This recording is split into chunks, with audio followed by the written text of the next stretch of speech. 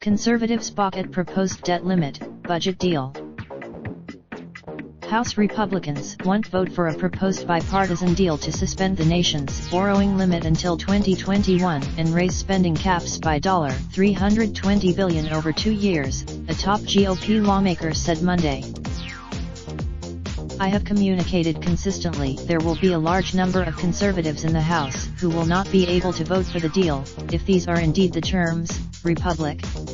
Mike Johnson, Democrats and Republicans Monday were closing in on an accord to suspend the debt limit until July 31, 2021 and to bust federal spending caps by $320 billion over fiscal 2020 and fiscal 2021.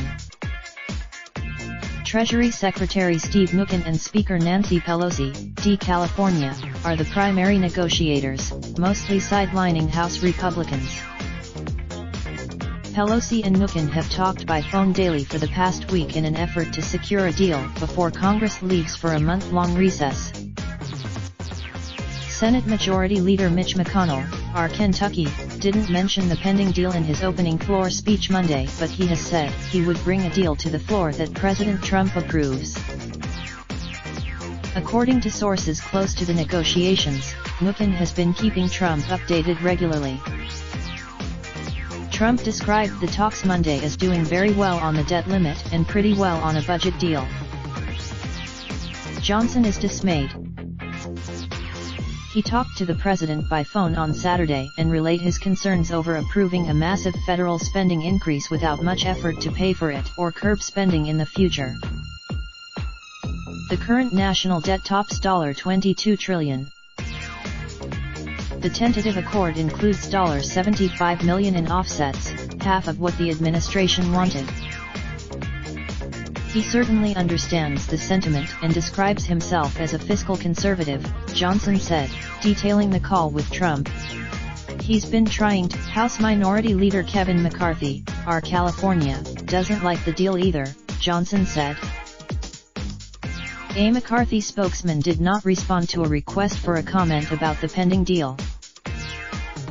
Republicans will be under pressure from conservative groups to oppose the deal.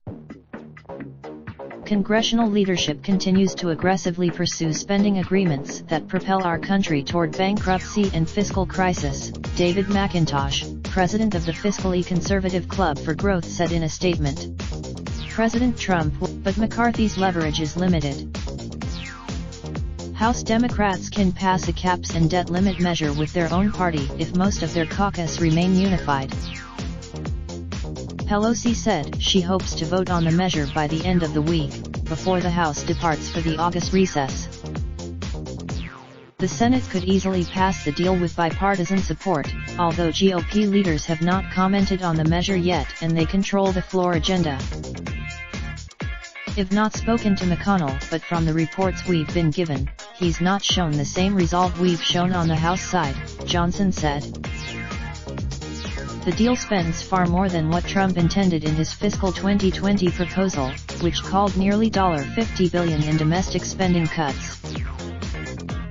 The negotiations at one point included Trump's acting chief of staff, Mick Mulvaney, a former Tea Party-backed House Republican and fiscal hawk. But after the negotiations stalled, Mnuchin, who is eager to raise the debt limit, took over the talks. A lot of people recognize the Mnuchin is a very different person than Mulvaney, Johnson said. Raindrop, drop top smoking, no cooking the hot pot. Fucking on your bitch, yeah, that. Looking up, open the park pot.